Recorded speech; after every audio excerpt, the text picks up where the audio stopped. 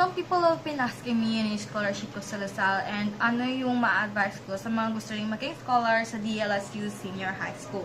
So, first of all, yung scholarship ko, it's called the Voyager Scholarship. Ina-offer siya sa mga estudyante from public junior high schools and science high schools na nakatap doon sa DSHI. Benefits niya, hindi ako nagbabayad ng tuition and fees, tapos yung graduation fee din, wala akong bayad.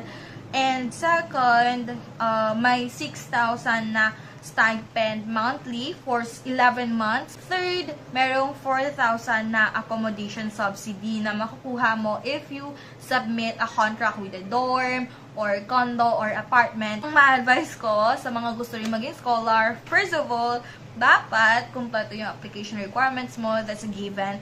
Kasi you have to go doon sa DSHI. Second, you have to study well during your junior high school kasi kinukuha nila yung grade from grade 7 to 9. Tapos, ibigay mo rin yung grade mo sa first quarter ng grade 10. And yung ranking mo sa batch nyo, tinatanong nila. I don't know if that's actually a big factor, pero nandun sa grades form. Third, mag-review ka from grade 7 to 10 lessons ng math, science, English, and ano pa ba?